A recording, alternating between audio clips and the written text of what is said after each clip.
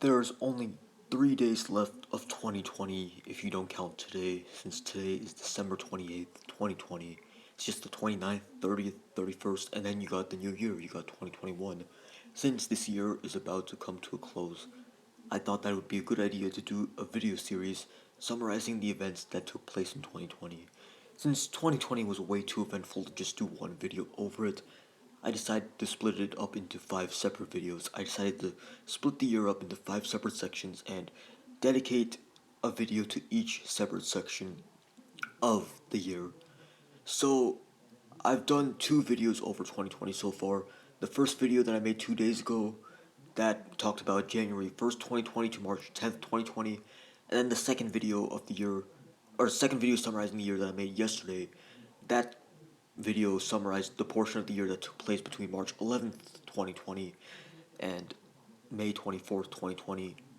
Now, the reason why I cut off the first section on March 10th and the second section on March 11th is because of the fact that Joe Biden basically swept Super Tuesday 2 on March 10th and essentially became the de facto nominee on that date. And on March 11th, that's when the World Health Organization declared COVID-19 a pandemic. So that was my reasoning for splitting the first section and second section at that date. But then for the second split, the May 24th, 25th split, one of the reasons I gave yesterday for that split was the fact that the first wave, the first spike, major spike of COVID 19 in the United States started to come to a close at around the end of May. Because around here, around the end of May, that is when it seemed like COVID cases were starting to go down by quite a lot nationwide.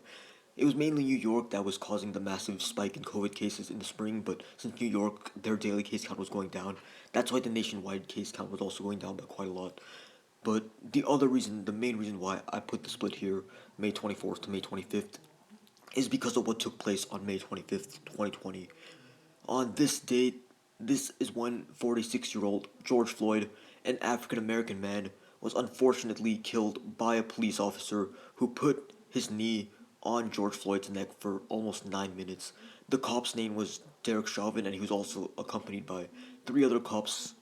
I think it was 3 other cops. I don't remember the exact number. A few other cops that were with him but didn't do anything to step in and stop Derek Chauvin from killing George Floyd.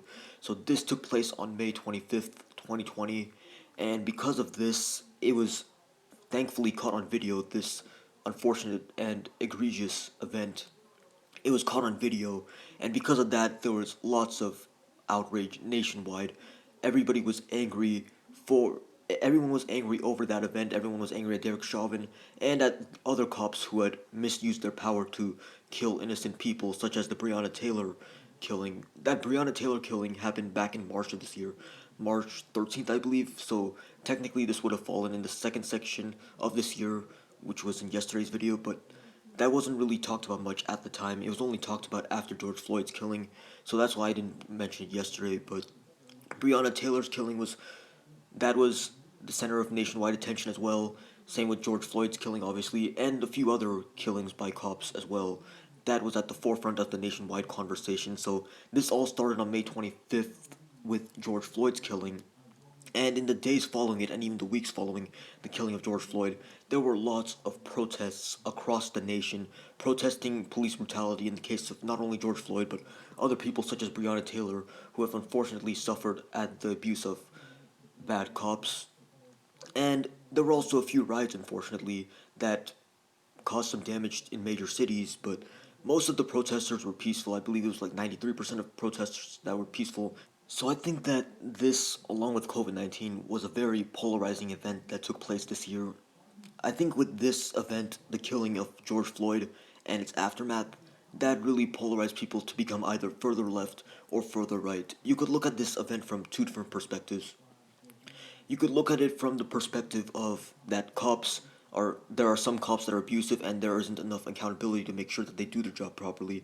And because of George Floyd's killing and I guess Breonna Taylor's killing as well, some people saw that cops needed to be reformed, and a lot of people also learned about more about the racist history that the United States has had, especially with slavery and Jim Crow laws, and a lot of people got a better idea of the impacts that that still has on the United States today in 2020. But on the other hand, a lot of people also got moved further right because of these events. A lot of people saw the riots that took place in these major cities, and they thought that not enough was being done to stop the riots, and that the left or the Democrats they weren't doing enough to condemn the riots or weren't doing enough to stop the riots, and they thought that they needed more that more cops needed to step in to stop these riots. And also, I guess one other point that a lot of people on the right brought up was the fact that people mainly on the left, but even otherwise, condemned other people who didn't socially distance and went out for haircuts a lot back in the spring. But whenever it was the protesters going out and not socially distancing, they didn't condemn those people. So they thought people on the right especially thought it was a bit hypocritical that was taking place. That some people condemned people going out for haircuts, but not people protesting out in the streets. And I can see where they're coming from, but at the same time, a lot of them did wear masks. In my opinion, if you're wearing a mask, I don't see any problem with protesting. But if you're not wearing a mask, then yeah, that's problematic. I think it's fine to protest as long as you wear a mask. Because if you're wearing a mask, that's pretty good. That really stopped the virus from spreading quite a lot. I've said many times on this channel how effective masks are. Speaking of masks, this section of the year is also when anti-maskers became a meme, because around late April or early May, I should have mentioned this yesterday, but that is when masks actually became a lot more well known. Because during the start of this pandemic, in like March especially, masks weren't really that talked about. Like people knew to like stay at home and only go out when necessary, but people didn't realize also at the time that they need to wear masks whenever they go out. So it took a while for people to understand that, and I guess that was the fault of bad distribution of information. A lot of people didn't understand how helpful masks truly were. But by April, May, and especially June, a lot of people finally started to realize how useful and how effective masks truly were. Personally, I found out about masks in like April. Like, I knew about masks in March, but you guys might remember at first we were being told that masks weren't really effective. They didn't stop the spread of the virus much, but apparently the main reason for that was because there was a shortage of masks, and they wanted to make sure that the masks were there for the frontline workers, for the healthcare workers. So they didn't want people buying out all the masks and leaving no masks left for the healthcare workers, the people who need it the most. So I guess that's one of the reasons why uh, the top scientists urged a lot of people not to buy these masks back in the spring. But once all the frontline workers got access to the masks, I guess then the narrative started to change on that, and afterwards people started realizing the importance of these masks. So throughout the spring, and I know this mostly falls into the second section of this video, but in the summer especially, masks became a lot more talked about. They became something that a lot more people started to wear in the summer of this year. But then that also, as a result, naturally caused the rise of anti-maskers. A lot of people thought that it wasn't that it wasn't fair to mandate wearing masks. Honestly, I don't see that kind of logic at all. Cause like, when you go into your car, you have to wear a seatbelt. When you go into a restaurant, you have to wear your shirt. Like, nobody ever finds that a problem. So I don't think wearing a mask should be, or mandating a mask even, wearing a mask even should be problematic. But a lot of people thought that that was either tyrannical, or some people just flat out denied the effectiveness of masks, even though there's been so much evidence showing that they are effective. But that was kind of a meme for a while in the summer. But also in the summer, one of the big events that took place, besides the killing of George Floyd and the nationwide outrage, was the second spike of COVID-19 in the United States. So I talked about the first spike that took place in the spring that went from March to May. So the first spike started in middle of March. That's when all these lockdowns first began. That's when schools first started getting shut down. But by the end of May, like I said at the start of this video, the COVID-19 case count, daily case count, daily death count was starting to go down quite a lot in late May. So it seemed like there wasn't that much time left until we were out of the woods and we could resume normal life. It seemed like maybe just a few weeks left. That's what I thought, at least at the time. But then middle of June came around and we started to see a serious uptick in the daily case count. So this happened. This started in the start of June, in the middle of June actually, like June 17th or something was the first time we saw a major increase in the daily case count nationwide. So the second spike of the COVID-19 pandemic in the United States began in like middle to late June, and it was at its worst in July. So the uptick started in late June, middle to late June, but the uptick in the daily death count didn't follow for a few weeks after, because that's how it always works. Because when you get the virus, you're not gonna die like the day after getting it. If you're gonna die from it, it usually takes a few weeks after getting the virus before you actually die from it. because most people who die from it, it's after being in the hospital for weeks. So the uptick in the daily death count didn't start till early July, but by early July, and especially middle of July, things started to seem really bad with COVID 19. Think about the second wave of the pandemic in the United States, the second spike. It wasn't really affecting that many states in the United States. It was mostly affecting the southern states, states such as California, Arizona, Texas, Georgia, and Florida. These were the main states getting affected by this pandemic, and a few of the other states in the south of the United States, but these states, most of them had a lot of people. California is the most populous state in the U.S. Texas is second place in that aspect. Florida's fourth place in that aspect. So those states especially contributed a whole lot to the uptick in the daily case count and consequently the uptick in daily death count that took place in late June and early to middle of July.